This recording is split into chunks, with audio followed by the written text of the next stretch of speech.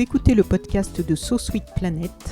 Je suis Anne Greff et je vous propose des rencontres autour des thèmes des droits humains, de la culture et de l'environnement. Dans cet épisode de So Sweet Planet, nous allons parler d'un très beau livre jeunesse, Plume, Poil, Écaille. J'ai consacré plusieurs podcasts à des livres jeunesse ces derniers temps. Je souhaite préciser que si je les sélectionne, c'est évidemment pour leur qualité et le plaisir que j'ai eu moi-même à les lire. C'est aussi, bien sûr, pour les valeurs qu'ils transmettent et aussi parce que je pense que la discussion avec cet auteur ou cette autrice, la discussion sur ce sujet va être intéressante aussi pour les adultes. Donc même si vous ne vous sentez pas concerné par de la littérature jeunesse, restez avec nous, je pense que vous allez être intéressé par le sujet. Ce livre donc, Plume, Poil, Écaille, est à la croisée du conte initiatique et du documentaire animalier pour sensibiliser aux problématiques écologiques. Une très belle histoire avec Paco, un grand tamanoir grincheux et affamé, Molly, une petite tatou égarée et sans défense, et Rico, un beau toucan orgueilleux et blessé à l'aile. J'ai adoré Molly, la petite tatou, qui est tellement mignonne et tellement attachante, on va en reparler. Les trois amis vont devoir fuir la déforestation et traverser toute une série d'épreuves bien représentatives du monde d'aujourd'hui. Non seulement c'est un beau gros livre de 160 pages, mais en plus, une version audio et musicale du conte est offerte avec le livre. Une version qui est disponible en ligne et accessible grâce à un QR code en fin d'ouvrage. C'est une œuvre donc atypique, exceptionnelle pour le fond autant que pour la forme. Et pour en parler, j'accueille son autrice Fanny Charras, doctorante en sociologie à l'École des hautes études en sciences sociales, militante associative et écrivaine. Bonjour Fanny. Bonjour. Bienvenue sur So Sweet Planet. Merci de m'accueillir. Je vais en introduction lire le petit résumé du livre pour poser le décor. Alors que la forêt amazonienne est ravagée par de terribles monstres qui détruisent ses arbres et contraignent des centaines d'animaux à fuir, Paco, donc ce grand tamanoir grincheux et affamé, Molly, cette petite tatou égarée et sans défense, et Rico, ce beau toucan orgueilleux et blessé à l'aile, se rencontrent au hasard de leur migration précipitée. Bien qu'ils n'aient presque rien en commun, les trois animaux décident de cheminer ensemble en quête d'un nouvel endroit où s'installer. Au gré de ce périple mouvementé, ponctué de nombreuses rencontres et d'aventures parfois périlleuses, une belle amitié profonde et solidaire viendra souder ce trio pour le moins inattendu. Je dois dire que non seulement cette histoire m'a beaucoup touchée, elle m'a captivée sur les 160 pages et aussi, détail non négligeable par les temps qui courent, elle m'a fait du bien. J'ai vraiment eu du plaisir à m'y replonger chaque jour après mon travail pour le lire en entier pour préparer cette interview.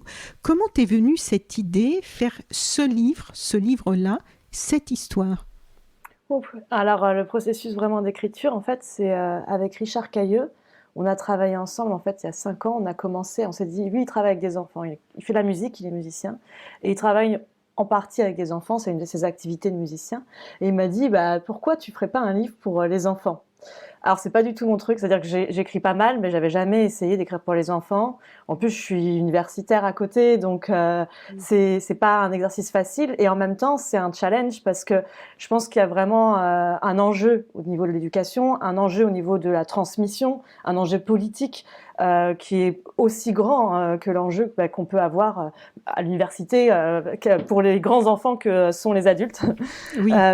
Et donc, l'éducation pour les petits, voilà, quelquefois, n'est pas toujours mise à jour par rapport aux urgences dans lesquelles nous sommes aujourd'hui. C'est aussi... alors, je regarde plus de dessins animés que je lis des livres pour enfants. Et petit à petit, là, maintenant, avec Plume, Poil, Écaille, j'ai commencé à m'intéresser plus à la littérature jeunesse que je le faisais à l'époque.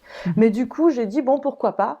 Et comme je sais pas pourquoi, enfin si, je sais maintenant que j'y repense, je pense savoir en tout cas, je lui ai dit, c'est une bonne idée, on va le mettre en musique, c'était ça l'idée. Donc il m'a dit, un petit truc, on ferait un petit spectacle, comme j'aime lire de la poésie, je lirais mon petit texte, genre 10 minutes, 20 minutes, 1 heure, et puis lui, il ferait une musique, ça serait une sorte de comptine, etc. Et en fait, je lui disais, j'aimerais bien travailler avec des animaux, parce que pour les enfants, souvent, il y a ce truc avec les animaux, mais j'ai une réticence en même temps de l'anthropomorphisme animalier qu'on trouve chez Disney, par exemple, etc. Oui. Quoi qu'il y en a certains que j'aime beaucoup, hein, mais voilà, une réticence, mais quand même un background où, étant petite et même actuellement, j'aimais beaucoup les fables de La Fontaine, etc. Donc il y a quand même une tradition littéraire forte à ce niveau-là. Et je me suis dit, on va faire avec des animaux. Et comme je travaille au Pérou pour ma thèse, pour mon doctorat, je me suis dit, l'Amazonie, tiens, ah oui, tiens. Et si on partait d'Amazonie, pourquoi ? Parce que en fait, la ferme des animaux de George Orwell, c'est une ferme, mais en temps de guerre froide et de révolution. Aujourd'hui, la thématique contemporaine, si on fait la même chose, ça serait la migration et la déforestation, le réchauffement climatique, l'urgence climatique. Donc en fait, la centrer là-bas, rapidement, je me suis dit, tiens, ça ferait une fable qui peut facilement rejoindre de grands enjeux contemporains. Donc c'est comme ça que j'ai commencé en fait à l'écrire, mais je me suis laissée embarquer parce que j'adore lire des encyclopédies animalières et je me suis ravie de lecture, quoi. C'était ambitieux déjà de faire ce parallèle avec la ferme de George Orwell pour ton premier livre et pour... Oui, c'est peut-être un peu bizarre de le dire comme ça, mais c'est comme ça que je l'ai pensé. C'était en mode, tiens, un petit livre. Je pensais à un petit livre quand même. George Orwell, c'est un petit livre quand même. Et je me disais, bon, en fait, je pense qu'on aime bien partir quand on écrit et qu'on ne sait pas où aller de livres qu'on a aimés et au moins imiter. La mimétique, c'est une façon d'apprendre. Oui. Et comme j'ai écrit, mais souvent des trucs beaucoup trop longs et incompréhensibles, je me suis dit, vas-y, fais un truc où tu t'imites quelqu'un que tu as aimé. Voilà, t'imites en partie, hein, bien sûr. Il y a plein de différences notables. Et d'ailleurs, je ne l'ai pas relu, ce livre. Je l'ai lu quand j'avais 16-17 ans. Donc, et Plume, Poil, Écaille, je l'ai écrit il y a 7 ans. En fait, il vient de paraître, mais c'est au début de ma thèse, il y a 6 ans. Voilà. Donc c'est un peu, je sais pas si ça répond à la question. Après, je peux élaborer un peu plus à ce niveau-là. Mais... Si. Bah après, ma relance, c'était comment est né ce livre avec cette forme, parce que du coup, un petit livre, il fait quand même 160 pages. Et en fait, au début, je me suis dit, mais c'est audacieux, 160 pages quand même pour des enfants à partir de 8 ans. Et finalement, après, j'ai compris que non, ça se lit très très bien parce que c'est vraiment découpé en chapitres. Et la version audio aussi, d'ailleurs. Hein, il y a des petits fichiers sons. On peut découper et lire un petit bout chaque jour, un chapitre ou la moitié d'un chapitre. Et donc, pour arriver à cette forme avec des illustrations, avec de la musique, avec ça aussi, c'était quand même ambitieux aussi. Oui, non, mais c'était... En fait, on se rendait pas compte que c'était un projet ambitieux. Je pense que si on l'avait su avant de le démarrer, on l'aurait pas fait. Et en fait, c'est toujours ça. Voilà, en fait, en me disant, vas-y, je fais un petit texte pour 1 heure en musique, voilà, et après je me laisse embarquer. Bon, c'est pas grave, c'est un peu plus long. Et puis Richard, il me disait, mais là, tu vas un peu loin, quoi. Et je me disais, non, mais en fait, j'ai une idée. On va faire des petits tableaux. Et chaque tableau, c'est une fable. Et chaque tableau permet d'avoir un style de musique différent, de mettre en scène un personnage différent, d'énoncer un problème politique différent, mais sous une forme imagée. Donc, c'était ça l'idée. Et je me disais, si c'est des petits tableaux, c'est facile d'accès, parce qu'un tableau d'une page et demie, 2 pages, pour un enfant, ça fait une petite série, quoi. Donc après, on s'est embarqué là-dedans. Et au bout d'un moment, je me disais, mais en fait, il va y avoir 27 tableaux. Et là, c'était bon, ok. J'ai mis 1 an à l'écrire. Et il y a eu le truc donc qui s'est fait où lui, au départ, on écrivait un peu ensemble, c'est-à-dire que je lisais sur les animaux, et à partir de là naissent des personnages en fait. Lire sur le tamanoir, je connaissais bien sûr le tamanoir, mais je le connaissais mal, et découvrir qu'il était à la fois solitaire, qu'il avait une démarche qui pouvait être parfois rapide et qu'il était très fort, qu'il est considéré comme l'ennemi du jaguar en Amazonie, etc. Ça m'a permis de penser un personnage en fait contrasté, contradictoire, à la fois avec une démarche lourde et pataude, mais en même temps très vif dans certaines situations. Et en fait, partir des animaux, de la façon dont ils étaient décrits, et restituer cet animal en fait, c'est là que j'anthropomorphise pas trop, et on pourra en parler plus davantage peut-être après. Restituer son mode de vie, ça permet aussi de montrer comment il vit en Amazonie, de le découvrir dans cette partie de l'Atlantique, on connaît très mal ces animaux-là. Plein de gens confondent le tapir et le tamanoir, par exemple.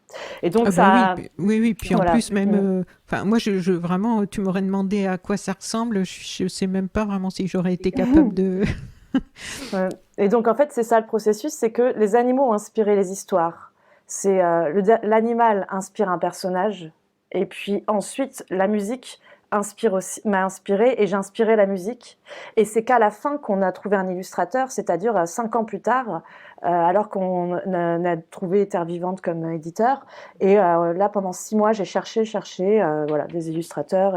Mais ça a été vraiment à la toute fin, alors que le livre avait été déjà écrit et la musique également. Voilà. Ah oui, c'est drôle parce qu'en fait, la plupart des livres partent sur l'idée texte et illustration. Oui. Toi, c'était texte et musique. Oui. C'est déjà pas très commun. Un conte, c'est l'idée du conte en fait. Texte et musique, c'est vraiment l'idée que c'est par l'oralité que ça passe. Et donc en fait, moi qui n'avais pas trop confiance en mon écriture au moment où j'écrivais ce texte, le fait même de lire à voix haute mon chapitre à Richard et que lui fasse une musique dessus et que en fait après je me cale sur sa musique, je retravaille la fluidité des phrases en fonction du rythme de la musique et puis je rajoute une dimension un peu triste parce que la musique va vers cette tendance, etc. Comment la musique en tant que vectrice de rythme et d'émotion a influencé le texte en fait, et vice versa, parce que le texte lui-même après, à la fin, j'étais en avance sur l'écriture par rapport à Richard, et c'est lui en fait qui a capté l'émotion du texte pour la mettre en musique.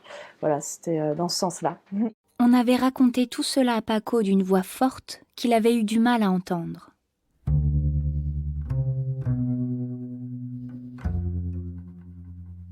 Il faut dire qu'il était à moitié sourd et qu'on se moquait souvent de lui. On le savait solitaire et grincheux, et rares étaient ceux qui prenaient la peine de lui adresser la parole. D'ailleurs, Paco affectait souvent de ne rien entendre. Certains le croyaient idiot à cause de sa tête minuscule et de ses petits yeux myopes. Il faut dire qu'il ne voyait pas plus loin que le bout de son nez, mais heureusement, il avait le nez long. 62 cm pour être exact, annonçait-il parfois avec orgueil. Et alors, est-ce qu'il y a eu une version sur scène ou est-ce qu'il y aura une version sur scène ou est-ce que ça reste juste un enregistrement ? C'est en projet, ça met un peu de temps parce qu'il y a toute une réécriture du texte. C'est-à-dire que le texte, si on lit à voix haute, comme tu as pu le voir, le livre, il dure 3h30, je crois que la version audio dure 3h30. Donc, en fait, faire une version scénique, ça demande de remanier l'intégralité du texte pour que ça dure 1 heure maximum, quoi. Oui. Pour Paco, ce fut une odeur fruitée qui, issue de la cime des arbres, vint s'éclore près de lui. Pour Molly, ce fut un tas léger et lourd, plein de plumes et de couleurs qui, fendant l'air, s'effondra sur terre dans un craquement sinistre. Intrigués et inquiets, ils accoururent tous deux auprès de l'oiseau blessé qui, corps et bec couverts de poussière, se mit à gémir avec emphase. Aïe, oh, que j'ai mal. Aïe, j'ai mal. Ange déchu du sommet des arbres, le toucan ne gardait des cieux que le bleu de ses cernes, le reste n'étant qu'orgueil et vanité, unis dans le blanc de sa gorge et l'or de son bec. Alors donc, je voulais te demander quels sont tes liens avec l'Amazonie, mais tu en as déjà un petit peu parlé, te demander si tu y étais allé, donc du coup, je crois comprendre que oui. Oui. Si tu as travaillé au Pérou pour ta thèse. Pour ma thèse, c'est pas du tout en Amazonie que je travaille, c'est ça le paradoxe. Je travaille sur la côte nord péruvienne, c'est pas loin de l'Amazonie, donc j'ai eu l'occasion d'aller en Amazonie, mais en réalité j'ai séjourné près d'1 an au Pérou sur la côte nord péruvienne, et je suis juste passée 1 mois par l'Amazonie, justement avec Richard, et plutôt du côté équatorien en fait, vers Tena, voilà, du côté de l'Équateur. Mais en fait j'ai placé le récit en Amazonie malgré tout, et en lisant pas mal sur l'Amazonie, pour les différentes raisons que j'ai évoquées tout à l'heure. Oui. Et j'ai pas terminé tout à l'heure avec la question évidemment de pourquoi le choix de ces animaux-là, qui sont physiquement ni beaux, ni mignons, ni c'est pas du tout les animaux traditionnels qu'on trouve c'est vrai dans que les Molly, livres pour enfants. Molly, oui. Que t'as bien aimé, c'est vrai que quand Étienne Druon a dessiné, je disais elle a l'air un petit peu en fait par rapport à ce que j'imagine dans ma tête quand je la vois, oui. Et il me disait mais c'est pas facile de faire alors on voulait pas rentrer dans l'expression humaine non plus, oui. Mais quand même que ça soit un peu mignon, et c'est vrai que la tatou qui grandit, et en fait c'était après je me suis dit c'est pas mal. Il y a quelque chose un peu d'original à ce niveau-là. là, en fait. C'est qu'on veut toujours rendre les animaux mignons pour les rendre attachants, mais en fait, j'aime bien l'idée, le geste d'être fasciné par un animal, non pas parce qu'il est mignon, mais parce de sa différence, du fait de son étrangeté, d'une certaine façon. Et elle n'est pas mignonne physiquement quand on voit l'illustration, les dessins, mais par contre, elle est tellement mignonne par la personnalité que tu lui as donnée. Finalement, ça aussi, c'est intéressant. Je lui ai donné et que Clémentine Vignet lui a donné aussi. Parce que Clémentine Vignet, c'est la comédienne, en fait, qui a lu le texte. Et j'ai eu un coup de foudre pour sa voix, c'est-à-dire qu'on a fait un casting avec Richard, et quand j'ai entendu sa voix, je me suis dit c'est Molly. Et ce qui était incroyable, c'est que Richard se moquait pendant le processus d'écriture. Il me disait mais c'est toi Molly. Et en fait, tout d'un coup, à la fin du texte, je me suis dit il a raison, c'est moi Molly, c'est-à-dire que c'est la seule femelle sur les 3 animaux. Et surtout, elle pose des questions. Et je suis sociologue, anthropologue, je passe mon temps à poser des questions. Et c'est elle. Et en fait, j'avais pas réalisé. Mais en fait, c'est vrai que Molly, elle grandit en exil, en ayant perdu sa famille. Et dès qu'elle rencontre un nouvel animal qui vit bizarrement par rapport à elle, comme moi, je rencontre des animaux étranges que sont ces êtres humains qui vivent très bizarrement par rapport à une doctorante en sociologie, on va dire, et elle lui pose des questions un peu pour apprendre, pour comprendre, pour les comprendre. Elle passe son temps à leur poser des questions pour les comprendre. Et j'avais pas compris que en fait, elle me ressemblait. Et voilà. Et en fait, on a joué là-dessus dans la version audio parce que quand j'ai entendu la voix de Clémentine Vignet, je me suis dit c'est vraiment celle qu'il faut pour Molly, mais elle a aussi une voix différente pour la narratrice. Et on va prendre la même comédienne pour Molly et la narratrice parce que finalement, c'est la façon de dire l'autrice s'est identifiée à Molly d'une certaine façon. Voilà. Oui. Molly n'avait que 2 mois. Elle était la dernière d'une portée de 4. Ses sœurs, Manon, Mona et Mila, lui ressemblaient comme 2 gouttes d'eau. Car tout le monde sait que les mamans tatous n'ont jamais que des quadruplets, que pour elles, un ovule fécondé donne toujours 4 bébés identiques. Manon, Mona, Molly et Mila avaient quitté le terrier à l'âge de 2 semaines. Leur mère les nourrissait grassement d'insectes, de fruits et de graines. J'ai vu que tu avais glissé la fameuse histoire du colibri aussi. Oui. C'était pas du tout pour la jouer à la Pierre Rabhi. Je pouvais pas faire l'impasse. En fait, je pouvais pas faire impasse et c'est peut-être le chapitre que j'aime le moins, à vrai dire. Oui. Et d'ailleurs, en parlant avec Terre Vivante, il y a eu une petite hésitation, est-ce qu'on le laisse ou pas, mais ça restait important. Si je l'ai mis, c'est qu'il y a des clins d'œil à des contes amazoniens, des contes shipibo, des contes créoles guyanais, par exemple. Donc, il y a certaines fables qui sont des clins d'œil à ces contes.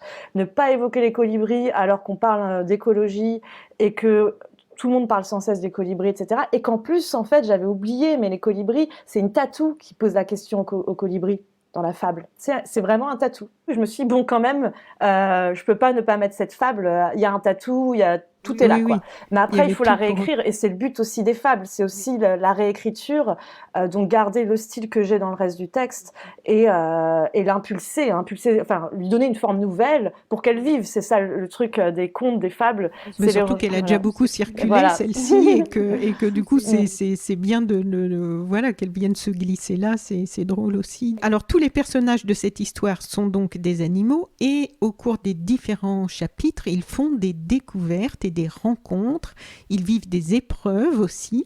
Pour donner une idée un peu plus précise à nos auditrices et auditeurs de la diversité des expériences que Paco, Rico et Molly vont rencontrer, j'aimerais que tu nous parles de quelques chapitres. Par exemple, j'en ai sélectionné 4 ou 5. Les mutants, par exemple. Alors, les mutants, je crois que c'était mon chapitre préféré. C'est surtout que la musique de Richard, pour ce chapitre, je l'adore. Enfin, j'aime beaucoup la musique de Richard de façon générale, mais pour ce chapitre-là... Oui, c'est vrai que c'est vraiment réussi, hein, votre osmose. Là. Ouais, oui. Pour ce chapitre-là, tout particulièrement, parce qu'il y a un côté un peu, je sais pas, bluesy, enfin, une tension, c'est la tension que j'aime, en fait, c'est ça. J'ai mal formulé, c'est vraiment la tension que j'aime dans sa musique. Je voulais quelque chose d'inquiétant. En fait, je me suis dit... ces animaux donc qui sont en Amazonie, on va aller aux lisières de l'Amazonie et qu'est-ce qui se passe là-bas et en fait surtout comment, j'essaye toujours de décrire du point de vue animal ce qui se produit, donc je vais pas utiliser des mots, bien sûr il y a plein de mots humains, il y a eu plein de questions qui se sont posées du type quand Paco dit qu'il a une langue de 44 cm, est-ce que je dis de centimètres, mais j'ai gardé ces choses-là, mais par contre certaines choses je voulais qu'ils les décrivent avec leur flair, alors ils ont une complémentarité des sens en fait ces trois animaux. Paco a un long nez et il sent très bien, mais il est aveugle quasiment et sourd. Oui. Rico a une très bonne vue. Et Molly, elle a un peu des différents sens. Donc en fait, il y a une complémentarité parce qu'ils sont pas partis du même règne, on dirait. À plume, à poil, à écaille, ils s'opposent et se complètent. Et donc, en arrivant dans ce champ qui borde la forêt, il y a une tension qui est incarnée par la musique de Richard parce que c'est plus du tout la forêt.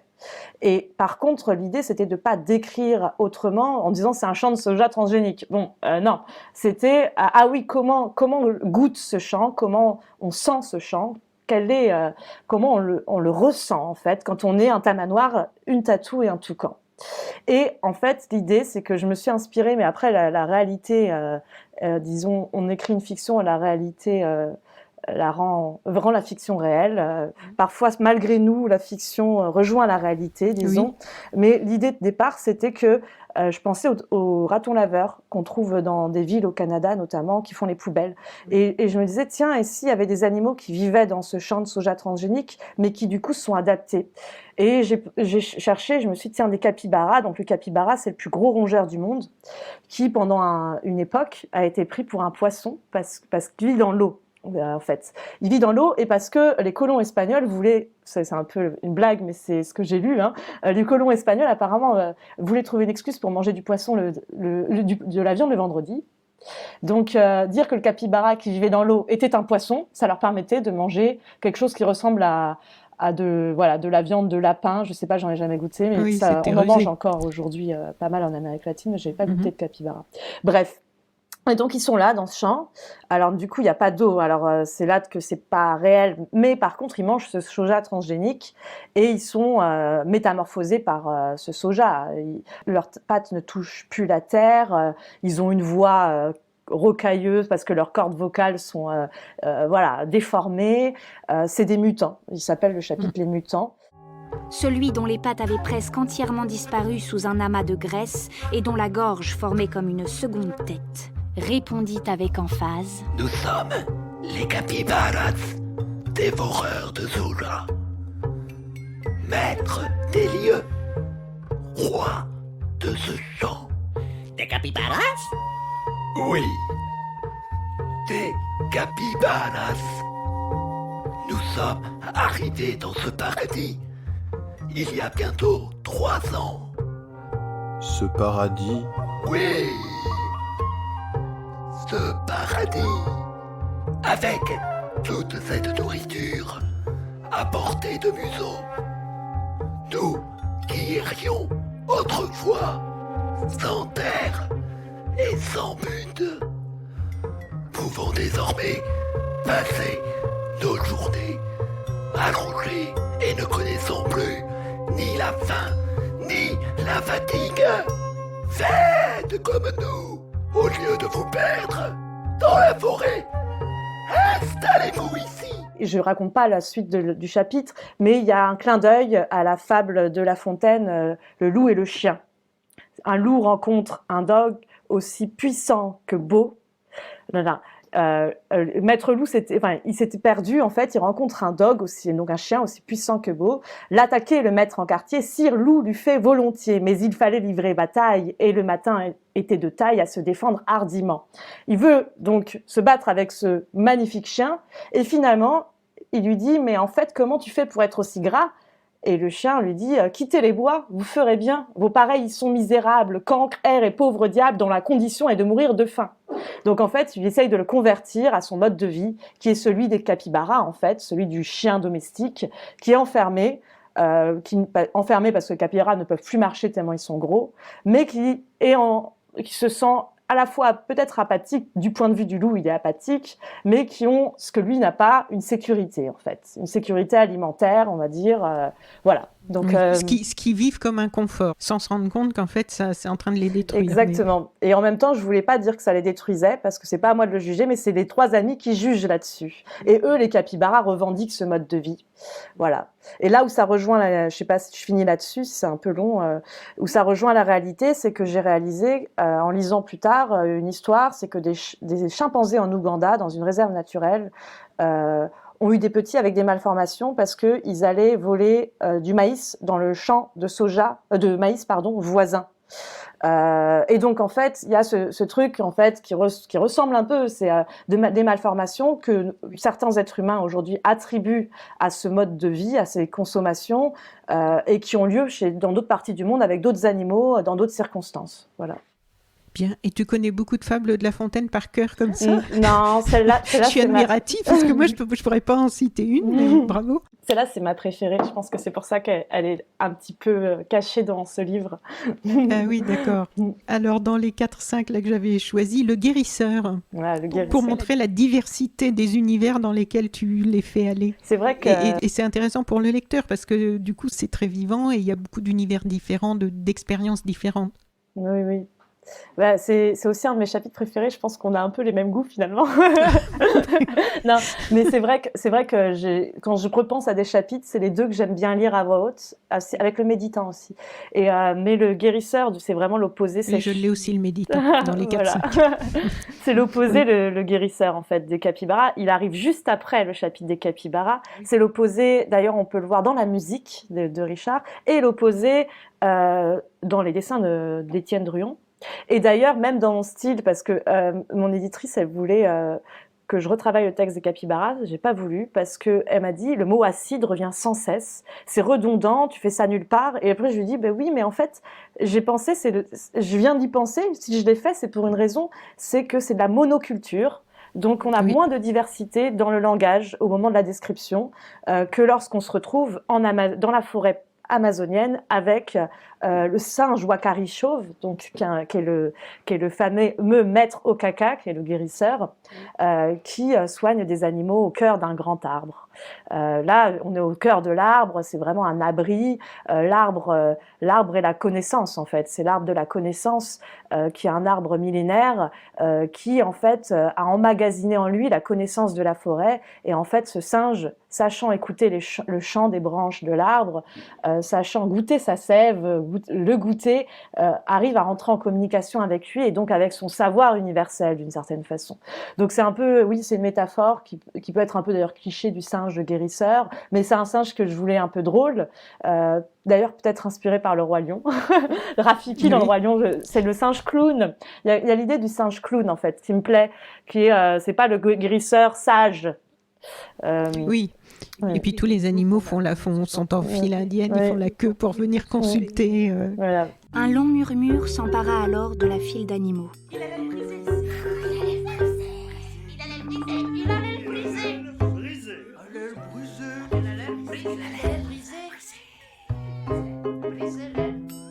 Pour lui revenir sous la forme d'une réponse. Membre brisé, prioritaire, position 17, estimation une demi-journée d'attente. S'écria un pécari. Et il y a la fable de Diderot aussi sur un médecin en fait. Je me souviens plus vraiment de la fable. J'ai lu quand j'étais au lycée, mais je me suis souvenu de ça en écrivant. C'est le Rico, je crois que c'est Rico qui pose la question, donc le toucan qui pose la question dans le livre, dans Plume, Poil, Écaille. Nous, ça doit être Molly parce que c'est elle qui pose les questions. Mais elle demande.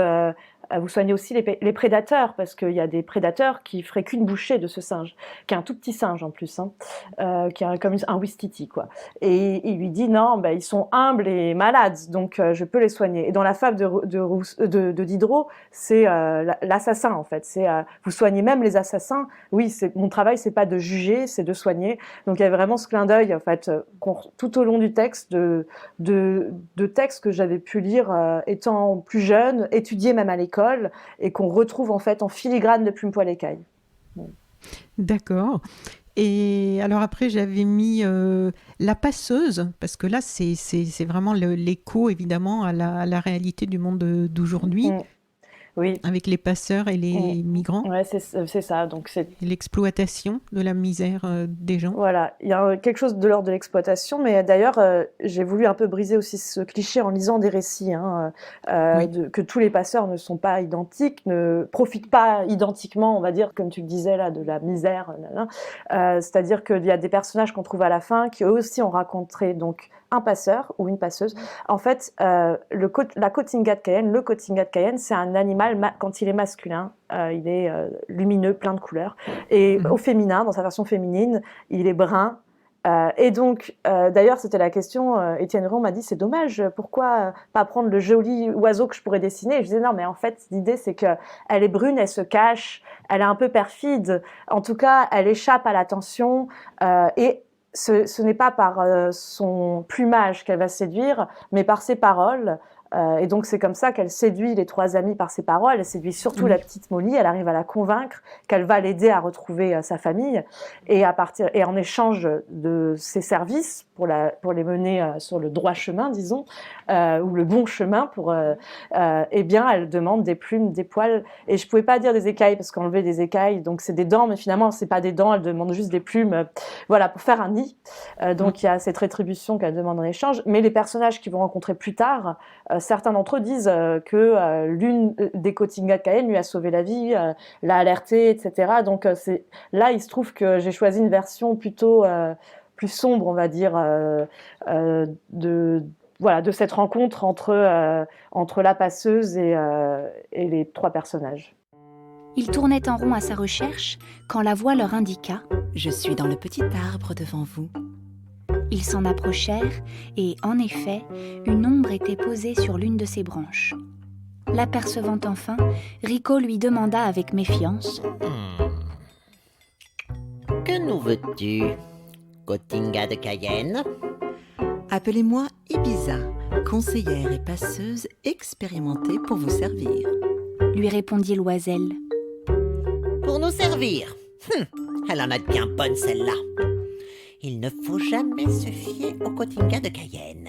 Ce sont des oiseaux perfides et profiteurs. Précisa-t-il à ses amis. Vous allez en terre angulaire, je suppose?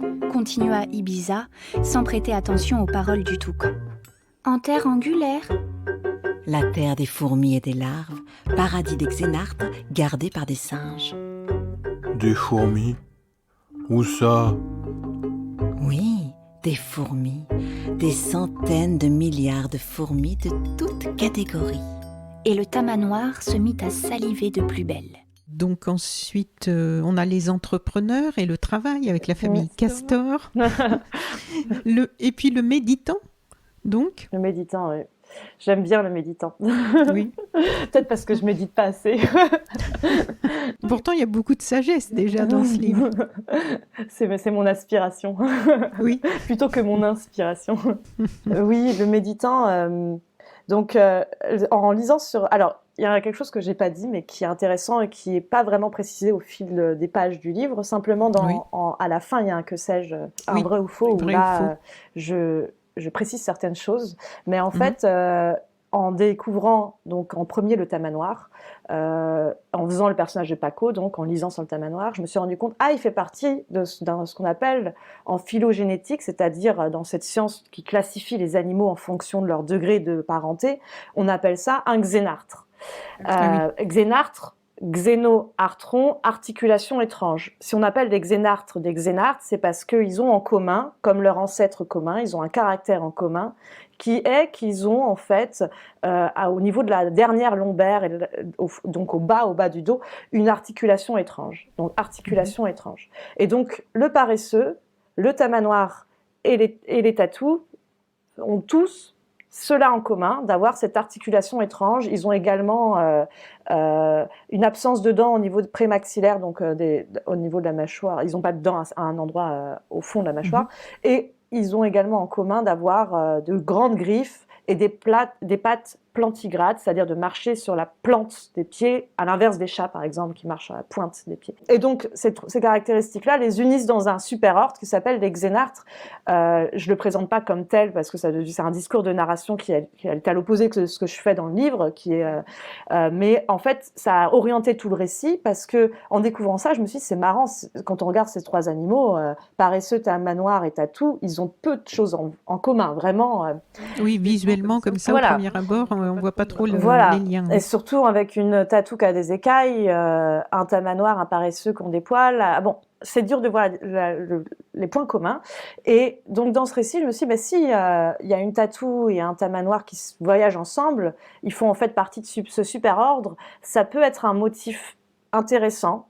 Pour parler d'immigration aussi, c'est-à-dire on arrive en tant qu'étranger et dans xéno-artron, il y a étrange, donc on est étranger sur un nouveau territoire, on est étranger pour d'autres, on est défini comme étranger, mais en fait les uns vis-à-vis des autres, ils sont très différents, mais ils font partie de ce groupe des étrangers que sont les xénartres. Et donc en fait, ils appartiennent à une catégorie qu'au départ, ils ne revendiquent pas comme telle, donc c'est vraiment le discours sociologique qu'il peut y avoir derrière. Ils font partie d'un groupe qui est celui des xénartres, qui ne revendiquent pas comme tel, mais comme plein d'autres animaux les étiquettent comme des xénartres, ils finissent par accepter d'être xénartres, et à le revendiquer petit à petit. Donc en fait, ils voyagent et au fil de leur voyage, cette catégorie finit par prendre une forme de réalité pour eux, on va dire. Ils s'y identifient plus. Mais ce paresseux, donc, contrairement à Molly et Paco, donc au tamanoir et à la tatou du conte, le paresseux ne voyage pas avec les autres xénartres parce que le paresseux, il fait du 12 mètres par seconde. C'est l'un des animaux les plus... les tortues terrestres font du 250 mètres par seconde. Donc c'est pour dire à quel point le paresseux est lent. Et en lisant ça, je me suis dit, mais en fait, je pourrais pas faire voyager les paresseux avec les autres xénartres. Oui, il suivra pas. Non, c'est impossible. C'est plus du tout la même histoire, en fait. Oui. Et donc, lui, et là, en lisant sur le paresseux, j'ai découvert pas mal de choses, notamment qu'il est recouvert d'algues vertes. Ce sont ces algues, en fait, qui lui permettent de se cacher dans le feuillage et de passer invisible aux yeux des jaguars, notamment, et des autres prédateurs en Amazonie. Et en fait, ces algues, c'est lui qui les entretient au péril de sa vie, parce que ces algues, pour croître sur sa fourrure, elles doivent se nourrir des cadavres d'un petit papillon brun qui s'appelle le cryptose. Donc Étienne Ruon a dessiné des cryptoses. Et notamment, il y a aussi des coléoptères. Et en fait, ces cryptoses-là doivent pondre dans les crottes du paresseux pour ensuite mourir dans sa fourrure et nourrir du coup les algues. Donc là, c'est un bel exemple de solidarité animale parce que le paresseux qui ne descend jamais de sa branche, les mamans paresseuses, elles accouchent en l'air pour ne jamais accoucher par terre, une fois par semaine, il descend en bas de son arbre au péril de sa vie parce que le jaguar peut le gober et il fait une crotte, ça peut durer, c'est un accouchement, mais parce que c'est un tiers de son poids sous forme de crotte et du coup, grâce à ça, les papillons peuvent pondre dans ses œufs et se reproduire et entretenir son pelage. Donc il y avait toute cette histoire et en même temps de sa lenteur qui me faisait penser à Bouddha. Alors, pas le fait que Bouddha fait des crottes au pied d'un arbre, c'est pas ça. Oui, non, j'allais dire, je ne connais pas cet aspect de son histoire.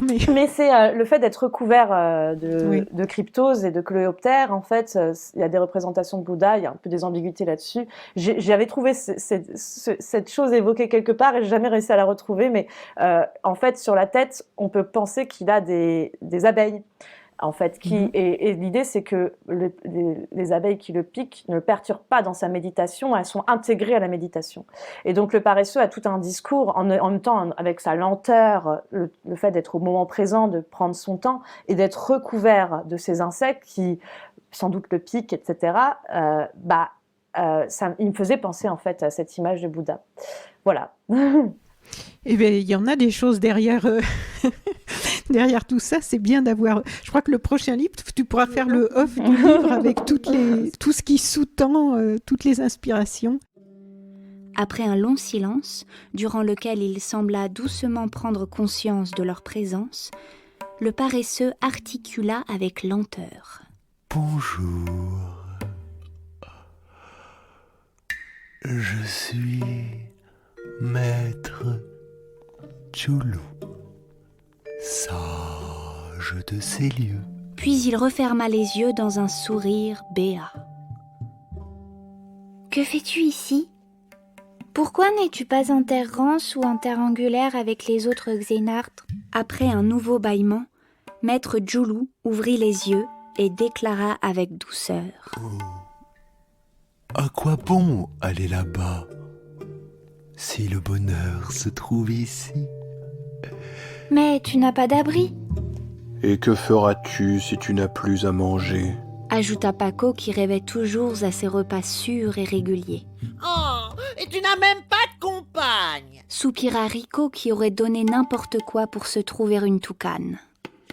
Alors donc nos 3 amis, Paco, Rico et Molly, doivent donc fuir leur forêt à cause de la déforestation. Molly, elle perd sa maman et ses 3 sœurs en fuyant, elle n'arrive pas à les retrouver. On les voit ensuite donc se faire escroquer par des passeurs. Et j'ai trouvé qu'il était aussi beaucoup question de vulnérabilité de ces trois amis qui fuient et qui se retrouvent, elle est sans sa maman, Rico, son aile est blessée, le gros tamanoir Paco, lui, il n'entend pas bien, Il peut pas manger, il est maladroit, oui, voilà, donc ils sont obligés de compter tous les 3 les uns sur les autres, dans un environnement qui est souvent hostile.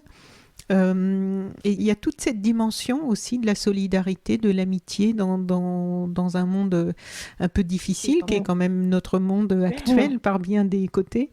Oui, c'est très juste. J'avais pas pensé. En fait, j'avais pas pensé que c'était. Je l'ai fait comme ça sans vraiment le conscientiser, disons. En fait, au départ, je me suis dit pourquoi ils vont voyager ensemble. En fait, il y a une chose que j'ai pas dite, qui est un peu pas compliquée à énoncer, mais j'ai réalisé en écrivant le texte, et ça rejoint cette question-là, même de façon un peu contradictoire, disons. Si le texte, en fait, j'ai appelé le texte Plume, Poil, Écaille. En fait, c'est Richard qui a eu l'idée du titre parce qu'il a vu que ça revenait souvent et je trouvais pas de titre. Et là, je me suis dit, mais t'as raison, c'est Plume, Poil, Écaille. Mais en fait, en Amazonie, il y a un règne animiste, c'est-à-dire que les Indiens qui vivent en Amazonie ont tendance à considérer, c'est l'anthropologue Philippe Descola qui a travaillé dessus, en fait, qui a travaillé sur les hachoirs. J'ai regardé un film hier, Composer les mondes, que j'ai pu visionner et dans lequel justement il en parle et même il retourne les voir. Voilà, et en fait, du coup, à partir de ces observations des hachoirs ivaros, qui sont en fait en Amazonie, près de l'Équateur, entre Équateur et Pérou, il s'est rendu compte que ces Indiens ces autochtones ne se relationnaient pas aux non-humains, c'est-à-dire aux végétaux et aux animaux, de la même façon que le font les Occidentaux. Il s'est notamment rendu compte qu'en Occident, on a tendance à dire, à penser, et dans toutes nos pratiques s'en ressentent, ça va ensemble, qu'un animal n'a pas la même conscience qu'un être humain, mais que par contre, un animal a un corps semblable à l'être humain, ce qui nous permet notamment, par exemple, en laboratoire, de faire des expériences sur des animaux lorsqu'on veut travailler sur un virus. Parce qu'on dit, on a la même physicalité, donc le même type de corps, mais par contre une intériorité différente, ce qui fait que l'animal est foncièrement différent de l'être humain. C'est l'inverse, en fait. Dans le règne animiste, c'est ce qui oppose les êtres entre eux, c'est leur physicalité, c'est leur corps. Donc, en fait, si on a des plumes, des écailles ou des poils, on s'oppose foncièrement parce qu'on n'a pas la même relation, on vit pas dans le même monde en fait, parce qu'on n'a pas les mêmes sens, on n'a pas la même relation aux autres, au monde. D'ailleurs, le toucan, il est en l'air, il n'est pas par terre normalement. Donc, ils sont pas censés, ces animaux, vivre ensemble du point de vue animiste. En fait, ils sont pas censés cohabiter de cette façon-là. Par contre, ils ont tous, les humains, les non-humains, les végétaux, les animaux, ont un esprit semblable. Donc, c'était une façon de justifier, pour moi, en tant que anthropologue, de justifier le fait que je donne la parole à ces animaux, sans juste parler d'anthropomorphisme, me dire en fait, mais ça c'était a posteriori, c'est-à-dire que j'ai écrit ce texte et en relisant Philippe Descola en fait, parce que par-delà nature et culture, je travaille beaucoup dans ma thèse en fait sur ce livre-là. En le relisant, tout d'un coup, j'ai vu le Plume, Poil, Écaille écrit. Je l'ai souligné et j'avais déjà nommé Plume, Poil, Écaille, Plume, Poil, Écaille. Et je me suis dit, c'est fou quand même, et même dans le même ordre, parce qu'on a hésité avec Richard entre Poil, Plume, Écaille ou Plume, Poil, Écaille. Et pour la musicalité, on s'est dit Plume, Poil, Écaille. Et là, je me suis dit, c'est dingue, là, dans la définition de l'animisme, de l'ontologie animiste, Descola dit Plume, Poil, Écaille. Et là, tout d'un coup, j'ai réfléchi, je me suis dit, mais en fait, c'est ça. Ce que je fais, c'est que je montre que ces 3 animaux, qui ont peu de choses en commun, mais sans doute que si j'avais mieux relu Par-delà nature et culture, j'aurais beaucoup plus insisté sur leurs différences que je ne le fais réellement dans le livre. Par contre, j'ai insisté beaucoup sur leur complémentarité sensorielle, donc qui va dans le sens en fait du discours de Philippe Descola là-dessus. Mais voilà, donc cette idée-là de complémentarité, ils ont une vulnérabilité qui va être différente du fait de leur vie différente, mais une complémentarité qui a en fait vraiment une assise en fait dans des recherches qu'a fait Descola sur les rivalos, sur les hachoirs, pardon. Et puis voilà, je sais pas si ça répond à la question, mais en fait je partais de la vulnérabilité, mais la complémentarité aussi qui va avec, c'était surtout ça, et sur la complémentarité sensorielle, c'est-à-dire Rico peut voir le danger en survolant. Au début, il a l'aile cassée, mais s'il survole, il peut voir le danger. Molly, non, mais Paco a un très bon flair. Donc, en fait, ils vont avoir des vulnérabilités. Et l'autre chose, c'est que c'est un roman initiatique. Et un roman initiatique, c'est un roman dans lequel le roman est jonché d'épreuves. Et en fait, tout ce roman commence par une épreuve pour tous les trois. Il y en a un qui perd l'usage de ses ailes, l'autre qui perd son territoire, l'état manoir a un territoire, et l'autre qui perd sa famille alors qu'elle est bébé, Molly. Oui. Et donc ces épreuves-là vont les forger, vont les transformer, et ils vont devoir, en s'aidant, les surmonter ensemble, ce qui veut dire qu'ils vont être transformés au fil du récit, au fil des rencontres. Voilà. Oui, puis on voit qu'ils doivent dépasser leurs limites régulièrement. Voilà. Ils arrivent chacun à leurs limites, que ce soit les limites psychologiques ou des... Donc ça, on voit bien l'aspect initiatique, oui. Alors, il y a des choses assez sombres, hein, quand même, au début du livre. Je me disais, mais quand même, pour un livre pour enfants, c'est quand même vraiment noir. Mais en fait, non, c'est vraiment le tableau de départ. Et en fait, il y a pas mal d'humour aussi. Je me demandais, est-ce que c'était important pour toi qu'il y ait vraiment cette présence de l'humour ? Oui, alors l'humour est fondamental. D'ailleurs, je pense que j'ai fait suffisamment de blagues dans l'entretien pour qu'on s'en rende compte. Oui. Pour moi, c'est fondamental. C'est vraiment un mode de vie, on va dire. Alors après, c'est compliqué de passer pour l'humour. Pour ma part, j'ai du mal à passer l'humour dans l'écriture. Alors, par exemple, dans ma thèse, j'ai très peu réussi. Dans Plume, Poil, Écaille, j'avais du mal. C'est-à-dire qu'il y a des textes, il y a un texte notamment sur lequel je travaille qui est plus pour adultes, dans lequel j'ai des facilités à passer l'humour, on va dire. Dans Plume, Poil, Écaille, c'était compliqué. Même si c'était important, j'avais du mal à le faire. Et je pense que la version audio rend justice à cet effort beaucoup plus que le texte. Alors la petite Molly, donc que j'ai tellement aimée là, qui est très attachante, elle est très attachante parce que c'est dur hein, quand même ce qu'elle vit. Mais comme tu disais tout à l'heure, elle s'accroche, elle est curieuse, elle essaie de comprendre, elle veut toujours garder espoir, elle réfléchit, elle grandit. Comment tu voulais qu'elle soit Molly ? Quelle place elle devait avoir dans le livre ? En fait, c'est vrai que c'est une jolie question parce que les places ne sont pas prédéfinies. C'est-à-dire que j'avais beau avoir... j'ai fait une esquisse petit à petit des tableaux que je voulais aborder, mais les choses se modifient. Elles se modifient au gré des mots, déjà. Comme c'est une version dans laquelle j'ai beaucoup travaillé l'oralité, il y a des choses qui bougent au fil de l'écriture, mais elles se modifient surtout au gré des personnages et des interactions qui naissent entre eux. Et petit à petit, on se rend compte qu'ils ont pris des tournures inattendues. Et Molly, au départ, je voulais qu'ils aient une part, tous les trois, une part égale dans le récit, identiquement égale. Vraiment, d'ailleurs, je me disais, chaque tableau va mettre en scène un petit peu plus Paco, un petit peu plus Molly, un petit peu plus Rico. Ils surmontent des épreuves ensemble, et on voit que, je me disais, il faudrait qu'on voit que là, dans ce chapitre, Paco fait un pas supplémentaire. Dans ce chapitre, Rico. Mais petit à petit, ils ont quand même pris la place qu'ils ont, l'identité qu'ils ont, et Molly a pris de plus en plus de place. Malgré moi, sans doute parce que sans m'en rendre compte, je m'identifiais un peu à elle. Voilà. Et en même temps, parce que c'est elle qui permet, en posant ces questions, d'avoir accès au point de vue des autres animaux, parce que le narrateur n'est pas omniscient. En fait, il connaît, c'est un narrateur, qu'on pourrait dire une narratrice interne, qui connaît le point de vue des trois personnages principaux, mais qui ne connaît pas le point de vue des autres animaux, et donc pour avoir accès à ce point de vue-là, il fallait qu'il y ait Molly, en fait, qui pose des questions. Sinon, c'était impossible, sauf si ces animaux-là sont très bavards et veulent absolument revendiquer seuls un mode de vie, c'était pas possible. Oui, alors qu'elle, au travers déjà de son jeune âge, qui fait qu'elle a cette curiosité, elle veut comprendre ce qui se passe, le monde qui l'entoure, tout ça. Alors on trouve au fil des pages pas mal de leçons de sagesse, on en a un petit peu parlé, notamment avec la tortue Sophia, qui a son propre chapitre intitulé La Sage. Un petit extrait, page 84. Ces castors dont tu me parles, savent sans doute beaucoup de choses. Mais ne pensant qu'à construire, ils oublient qu'ils ne peuvent le faire sans la forêt. Et abattant trop d'arbres, ils participent à sa destruction, mettant en péril les conditions mêmes de leur existence. Il nous faut pourtant tenter quelque chose. Je ne comprends pas pourquoi personne ne fait rien alors que le danger est imminent. C'est que chacun n'a qu'une vision à court terme, ne connaît que son territoire et n'a conscience que de ses propres problèmes. En fin de compte, seuls quelques oiseaux qui ont beaucoup voyagé ou quelques tortues qui, comme moi, ont beaucoup vécu, ont une vision d'ensemble. Les restrictions de temps et d'espace empêchent souvent les animaux de saisir l'imminence du danger.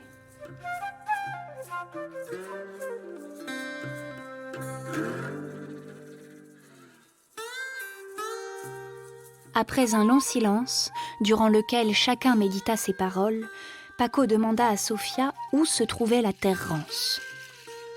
Sans cesser de les mettre en garde contre ce lieu idéalisé, elle accepta de leur en indiquer le chemin. On voit bien ici que l'analyse est transposable au monde humain avec le réchauffement climatique, la chute de la biodiversité. Donc là, c'est des passages quand même très sérieux. Oui. Oui, oui. Et en fait, j'avais vraiment pas envie de faire des leçons de vie. C'est mon côté sociologue. Et en fait, mon idée, c'était vraiment d'avoir des animaux qui ne pensent pas la même chose. D'ailleurs, entre êtres humains, on n'est jamais d'accord. Oui. Il y a beaucoup Déjà, de conflits, des conflits sur beaucoup de choses, sur des définitions, sur ce qu'il faut faire, etc. Et d'ailleurs, on voit comment les castors, donc ils sont immigrés aussi, parce que les castors, il n'y a pas de castors en Amazonie, je tiens à le dire.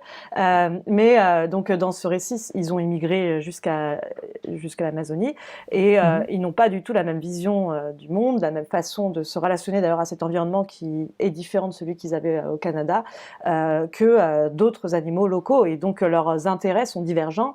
Et en fait, mon idée avec ces trois personnages qui voyagent ensemble, c'est qu'on rencontre plein de points de vue divergents, et je ne fais pas moi-même la morale, parce que d'ailleurs eux-mêmes, ils sont certains, des fois Paco, Molly et Rico sont pas d'accord sur la leçon de vie du méditant. Molly elle se dit ça doit être ennuyeux, Rico il dit qu'il est sale, en fait ils sont pas du tout d'accord, et sur Sophia peut-être qu'ils contestent un peu moins. Parce que il y a peut-être que d'ailleurs moi-même j'étais plus convaincue par Sophia d'une certaine façon, j'en sais rien, pas sûre, parce que je suis quand même convaincue par certains aspects de la méditation. C'était pas du tout l'idée de transmettre, donc c'est des leçons, mais c'est des leçons que je voulais pas dire voilà la vérité, c'était plutôt voici comment ce personnage-là voit les choses et comment d'autres personnages les reçoivent, et il y avait une métaphore qui s'est dessinée directement en fait, c'était impossible de pas faire cette métaphore avec l'imminence du danger, et je voulais le personnage de la tortue âgé, qui a d'ailleurs qui a tendance à aussi relativiser les choses d'une certaine façon, parce qu'elle parle des processus de migration, qu'il y a déjà eu des migrations animales autrefois, et on parle beaucoup de la migration actuellement, mais il y a toujours eu des migrations pour les êtres humains également. Donc en fait, qui a tendance à dire ce que vous vivez est exceptionnel d'une certaine façon, mais ne l'est pas tout à fait au vu de l'histoire. Voilà, je ne sais pas si ça répond à la question. Oui. Et pourquoi ce lieu idéalisé s'appelle la Terre Rance ? Parce que Rance avec idéal, c'est pas tellement... C'était justement pour montrer que la Terre Rance n'est pas un idéal, et qu'on le sache peut-être dès le départ, en fait. On sait peut-être dès qu'on entend ce nom-là. Alors bien sûr, j'ai pensé à la France, Terre Rance, et il y a la Terre angulaire, l'Angleterre. Donc il y a toute cette idée en fait de migration, et en fait les Xénartes, donc ce sont les Xénartes qui voyagent vers la Terre Rance pour pour expliquer un peu le contexte, parce que les grands tamanoirs, donc comme Paco, mangent quasiment exclusivement, en fait, ils peuvent manger autre chose, mais des termites et des fourmis. Et en fait, dans ce récit, il y a un manque de fourmis et de termites, et donc ils sont à la recherche de termites et de fourmis. Donc Paco va là-bas à cette terre rance parce que il y a beaucoup de termites. Mais en terre angulaire, il y a des fourmis. Ils préfèrent les fourmis. Mais la terre angulaire, elle est sur une île au milieu d'une rivière. Et donc, en fait, pour l'atteindre, c'est pas facile. Pour des tamanoirs qui savent peu mal nager, alors que les tatous nagent beaucoup mieux. Et Molly, de son côté, pourquoi est-ce qu'elle va aller en terre rance? C'est parce qu'elle a perdu sa famille. Et comme les Xénartres vont en terre rance, elle se dit que sa mère et ses sœurs ont dû aller en terre rance. Rico, il est obligé parce qu'il a son aile blessée, et un toucan avec une aile blessée, s'il est par terre, il se fait dévorer par un ocelot, par un jaguar. Donc, en fait, ils sont obligés de suivre ce chemin ensemble, au moins pour voir ce qui se passe. Équipe. Voilà, de faire équipe. Et donc, il y avait je voulais quand même laisser sous-entendre, terre rance, que la terre, même son nom était déjà désillusoire. Où allez-vous comme ça? leur demanda-t-elle, tout en nageant à leur rencontre. Nous cherchons la terre rance et la terre angulaire, mais nous nous sommes perdus et aurions grand besoin de vos conseils. Je sais où elle se trouve, mais avant de vous en indiquer le chemin, je préfère vous mettre en garde. Nous mettre en garde contre quoi? Qui vous en a parlé? J'ai rencontré d'autres animaux qui, tout comme vous, voyageaient à la recherche de ces deux terres. Des tatous et des tamanoirs pour la plupart, qui m'en ont parlé comme de véritables paradis terrestres. Des lieux riches et fertiles à l'abri du danger. Mais je doute que ce soit vraiment le cas. Et je tiens à vous mettre en garde contre ces rêves illusoires, entretenus par de vains espoirs. Je vous avais dit que ces terres ne valaient pas la peine d'un tel voyage. Alors on passe par toutes les émotions avec cette aventure. Moi j'y serais presque allée de malarme dans le chapitre Sa Majesté, avec ce que subit la petite Molly. Dans la préface écrite par le réalisateur de documentaire Luc Maresco, on peut lire « On convainc plus avec des émotions qu'avec des arguments. Je suis bien placée pour le savoir. J'ai réalisé 12 documentaires sur les forêts tropicales et ça n'a pas arrêté beaucoup de tronçonneuses. Quelques-unes au dire d'observateurs en Papouasie-Nouvelle-Guinée, mais 3 fois rien à l'échelle planétaire de la déforestation. Les documentaires emplis d'arguments sont souvent regardés par des gens déjà convaincus. Il faut diffuser le message plus largement et autrement. Lorsqu'il dit « on convainc plus avec des émotions qu'avec des arguments », vu que, donc je le dis puisque je t'ai demandé l'autorisation de le dire avant de commencer cette interview, vu que tu es la fille de Marie-Monique Robin, que j'ai déjà reçue 2 fois avec beaucoup de plaisir sur So Sweet Planet, célèbre réalisatrice d'une 40aine de documentaires engagée, multiprimée, qu'elle est elle-même Grand Prix Albert Londres, dont les documentaires ont quand même fait bouger des choses largement et profondément dans notre société et même bien au-delà de nos frontières. Je me suis demandé donc si tu partageais l'avis de Luc Maresco ou si tu pensais que l'émotion pouvait être un plus, surtout que là le public est jeune. C'est une question très très compliquée. Mais vraiment hyper compliqué. Et en fait, c'est une question que j'arrête pas de me poser dans mon travail de recherche également, parce que même si je fais de la sociologie, en faisant de la sociologie, je pense qu'il y a une nécessité de la sociologie critique également. Mais il faut surtout pas cantonner la sociologie à cette critique. C'est-à-dire que la critique, pour moi, moi et puis mon laboratoire de recherche, en fait, elle vient en dernier lieu. Donc, c'est pas ma tâche de critiquer a priori les pratiques des acteurs, sinon je m'empêche de les comprendre. Donc il y a toute cette idée-là. Et en même temps, il y a une nécessité critique parce que qu'est-ce que font les sciences sociales si elles n'aboutissent pas à un moment donné à une critique? C'est-à-dire elles vont faire que décrire et expliquer la société et pas participer de leur plein gré, ou on participe toujours à quelque chose d'une certaine façon. Elles vont pas participer de plein gré en fait à cette critique. C'est-à-dire elles vont juste participer en décrivant, on critique déjà d'une certaine façon. Alors cette question des émotions par rapport à l'ambition politique, je pense que sans être diffusé, on a moins de chances sans doute d'atteindre un grand nombre d'acteurs. Être diffusé, ça veut aussi dire d'autres choses que, en tout cas, être diffusé sous une forme, on va dire, avoir une forme plus artistique qui rend plus accessible que, évidemment, une thèse de sociologie ou qu'un documentaire. Mais je pense que certains documentaires, et sans doute que ceux de ma mère, c'est le cas de ceux de ma mère, en fait, divulguent des émotions fortes. Enfin, je me souviens être sortie étant petite, du coup, de la salle après avoir vu Le Monde sur Monsanto. Il y avait des émotions fortes, enfin, que je ressentais, c'est-à-dire des adultes autour de moi. Mais en tout cas, les émotions, en fait, les arguments, les faits véhiculent des émotions fortes. Hein, et les documentaires de Luc Paresco aussi, je pense. Hein, on peut être vraiment chamboulé par un documentaire. Donc, c'est difficile d'opposer comme ça, même si je comprends, et on a toutes les deux compris ce qu'il veut dire en disant ça. Et je suis d'accord, en fait, avec ça, d'une certaine façon, parce que personnellement, en tout cas, les textes vraiment... Je suis pas convaincue de la même façon. Peut-être que c'est la façon dont je suis convaincue par une œuvre d'art, quelle qu'elle soit, est beaucoup plus intime d'une certaine façon, alors que me convaincre par l'argumentation, me laisser convaincre par l'argumentation, ça prend plus de temps. Et parfois, je retourne les problèmes dans ma tête plusieurs fois avant de me laisser convaincre. Mais le truc, c'est que comme l'extrait que tu as lu de Sophia, par exemple, moi, j'ai l'impression qu'il y a des arguments là-dedans. Alors, est-ce que je joue sur les émotions ou je joue seulement sur le côté argumenté, plutôt convaincant en fait de la démonstration? C'est compliqué de le dire en fait. Mais c'est vrai que souvent en blaguant, quand j'étais plus petite, je disais à une amie, elle disait, je connaîtrais par cœur mes cours de maths si on en faisait une musique. Et moi je lui disais, moi en fait mes cours d'histoire, si j'en lisais un roman, enfin si je lisais un roman historique, c'est le cas par exemple, Guerre et Paix m'a appris beaucoup plus sur l'histoire que certains livres d'histoire vraiment arides factualité. Je pense qu'incarner, c'est plutôt la question plus que celle simplement des émotions, c'est la question de faire incarner par des personnages des choses. Voilà, que ça devienne vivant. Voilà, c'est ça. Et là, évidemment, ça touche Mais plus. les documentaires...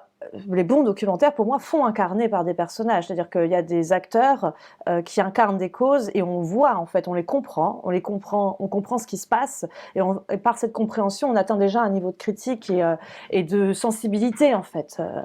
Oui, et puis ça peut nous faire bouger nous-mêmes. Enfin, moi, je sais que justement, Le Monde selon Monsanto, c'est un des 2-3 documentaires fondateurs dans ce que je fais aujourd'hui, quoi, par rapport à ça, parce que ça m'a ouvert les yeux sur beaucoup de choses. Et puis, c'est très très bien mené, c'est justement passionnant, on n'est pas dans quelque chose de juste de factuel ennuyeux, il y a le truc d'enquête donc qui est... Et je trouve que... Enfin, moi, je trouve que les documentaires, après, c'est peut-être des questions de personnes et de... Voilà, je suis peut-être plus sensible que d'autres aux documentaires et en même temps, je pense que ça reste quand même pour moi vraiment quelque chose qui peut vraiment bouger la vie des gens. Il y a des prises de conscience qui font que quand on explique les choses, que le documentaire, ça prend le temps d'expliquer. Et à partir de là, je pense que ça déclenche, enfin ça a été le cas pour moi, des mises en mouvement.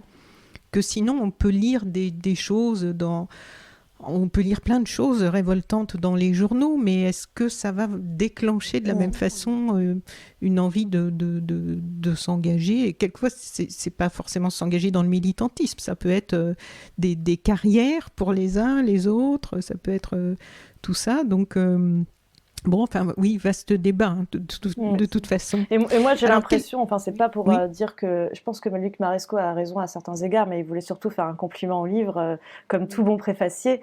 Mais je me pose vraiment la question, fondamentalement, est-ce que ce texte, Plume, Poil, Écaille, peut sensibiliser des gens qui ne sont pas déjà sensibilisés? Je pense pas, en fait. Très difficilement. Oui, mais comme ça s'adresse aux enfants. Oui, c'est ça. Les enfants, c'est là où il y a tout à faire. Oui. C'est là où c'est très important, moi je trouve. C'est pour ça que j'avais envie d'en parler, parce que c'est tellement riche le contenu et justement avec les émotions qui sont véhiculées, qui font qu'on adhère et qui aident à comprendre des choses. Donc peut-être que je pense qu'un livre comme ça peut être comme Le Petit Prince, c'est-à-dire qu'on peut le lire à 8 ans et puis voir juste l'histoire sans tout comprendre, et puis le reprendre à 10 ans, à 12 ans, à 14 ans, et là, on voit les choses avec une focale un peu plus... Non, la comparaison me flatte. Oui, non, mais c'est vrai. Le Petit Prince, c'était vraiment un livre... qu'on me lisait beaucoup quand j'étais petite, et puis après que j'ai beaucoup relu enfant, c'est vrai que... Eh bien oui, parce que je pense qu'après, quand on le relit, Enfin, moi, je l'ai offert souvent, ce livre, à des enfants, et à la première lecture, on passe à côté, quoi. On suit le petit personnage, mais on voit pas toute la dimension. Je pense que, je sais pas si on passe à côté, mais on a une autre lecture et une autre façon de comprendre. Oui. Oui. Mais on acquiert, enfin, en le lisant, on acquiert quand même quelque chose, étant enfant. Oui, voilà. Donc là, peut-être que, évidemment, pour des adultes, mais je pense que pour des enfants, c'est vraiment important, parce que c'est là où tout est à faire, et actuellement, toutes ces choses-là, il y a tellement de choses qui ont changé ces dernières années, les programmes scolaires et tout ça sont pas encore très mises à jour par rapport à toutes ces problématiques. Il y a des écoles qui ont commencé à travailler avec Plume, Poil, Écaille, en fait. Ah oui. Oui. Ah ben, c'est extraordinaire. Je vais intervenir avec Richard, on va intervenir ensemble normalement dans un collège pour les 6e et les 3e. Pas du tout avec la même professeure, hein, mais pas avec le même objectif. Et il commence à avoir des institutrices, en fait, surtout des femmes, qui ont proposé d'étudier le livre en classe, etc. Voilà. Et c'est vrai que là-dessus, on est content de voir que ça permet justement de transmettre certaines choses et qu'il y a des niveaux de lecture différents. D'ailleurs, la professeure qui va nous faire intervenir nous a dit les 6e n'ont pas le même niveau de lecture que les 3e. Je crois que les 3e, elle veut les faire étudier d'une façon un peu plus politique sur la fiction, vectrice, nana. Et tandis que en 6e, c'est autre chose, mais c'est pas la même dimension. Mais je suis ravie d'entendre ça. J'espère que des enseignants qui vont écouter ce podcast de SoSuite Planète, puisque je sais qu'il y en a, que ça va leur donner envie, s'ils n'ont pas encore découvert le livre, de le lire et d'en parler aussi à leurs élèves. Alors, quelques mots, on va arriver bientôt à la fin de cette interview, quelques mots peut-être des illustrations. Ah oui. Alors Étienne Druon, vraiment j'ai eu un coup de foudre pour ces illustrations, c'est un ami qui l'a déniché parce que je cherchais, Terre Vivante me faisait des propositions aussi, mais je voulais absolument un illustrateur, donc c'est très compliqué, un illustrateur qui puisse faire des animaux réalistes, vraiment parce qu'il y avait cette dimension d'enseignement en fait, très didactique de à quoi ressemble cet animal. Et qui en même temps est disons un coup de crayon ou un coup de pinceau plutôt assez lumineux parce qu'il y a une dimension dans le texte un peu poétique, je sais pas comment dire, en fait vraiment onirique, un peu du magique réaliste où il y a des sortes de synestèse où l'animal en sentant une odeur, donc je voulais qu'il y ait cette dimension un peu onirique en fait, compliqué parce que et en fait en découvrant le travail d'Étienne Druon, j'ai été tout de suite convaincue et lui a accepté avec plaisir, c'est ce qu'il m'a dit en tout cas, de faire ces illustrations. C'était un gros boulot, une 40aine d'illustrations et donc c'est avec Julie Dubout qui est l'éditrice chez Terre Vivante, on a réfléchi à comment composer le livre en fait, c'est-à-dire quelle allait être la fréquence des illustrations, leur taille également, et après j'ai fait la description en fait des illustrations que je voulais précisément, Julie l'a revue derrière, et Étienne en fait avait une sorte de script pour savoir comment intégrer cette illustration, et il nous faisait des propositions, donc c'était vraiment un travail un co-travail, vraiment on a travaillé main dans la main, à distance, en fait on s'appelait mais on n'habite pas dans la même ville.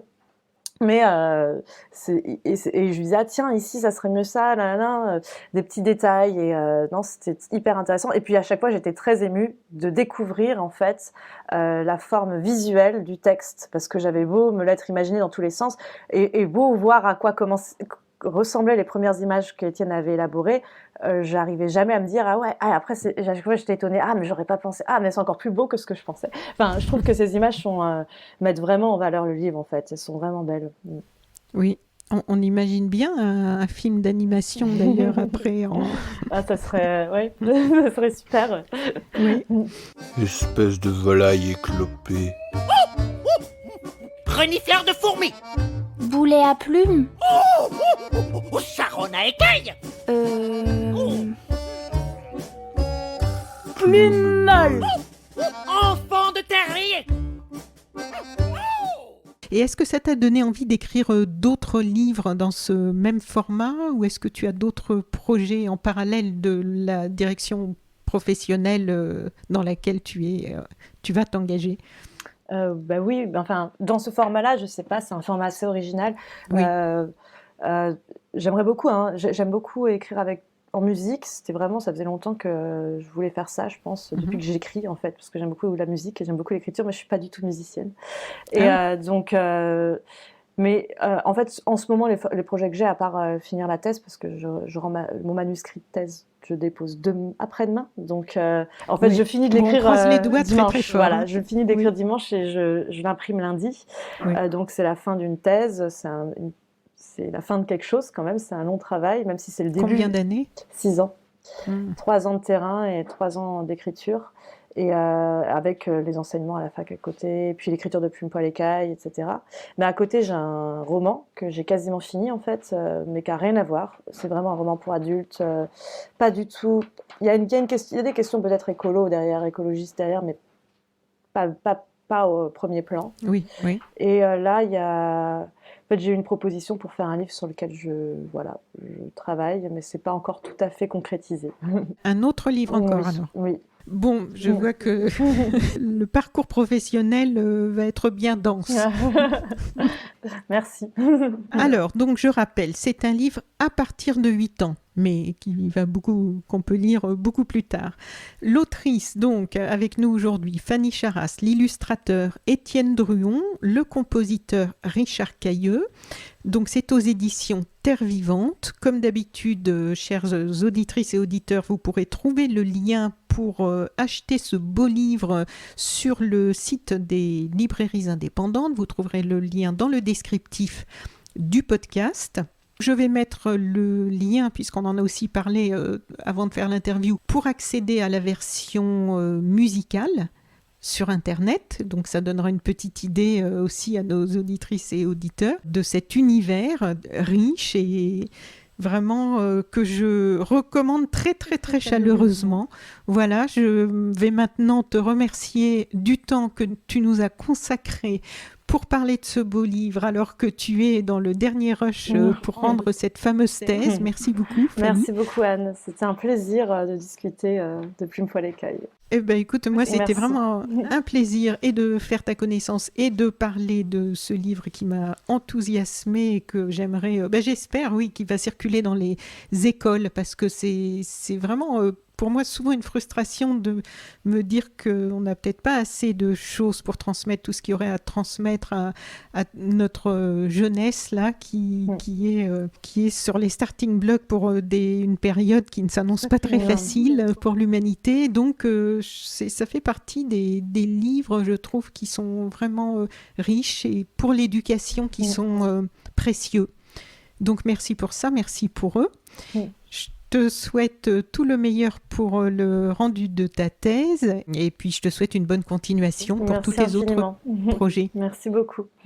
Plume, Poil, Écaille aux éditions Terre Vivante. Merci beaucoup et sans doute à une prochaine pour parler de tes prochains projets. Merci. Au revoir. Merci Anne. Au revoir. Vous pouvez retrouver So Sweet Planet sur Twitter, Facebook et Instagram. Et puis, très important, si cette interview vous a plu, n'oubliez pas de noter ce podcast sur votre application de podcast et de me laisser un petit commentaire. C'est très important pour le classement de So Sweet Planet. Enfin, autre information capitale, vous pouvez maintenant soutenir mon travail sur Patreon. So Sweet Planet est un média indépendant et autoproduit. J'ai besoin de votre soutien et je vous offre en plus pas mal de contenus exclusifs. Venez les découvrir. Je vous mets le lien vers Patreon dans le descriptif de ce podcast. À tout de suite.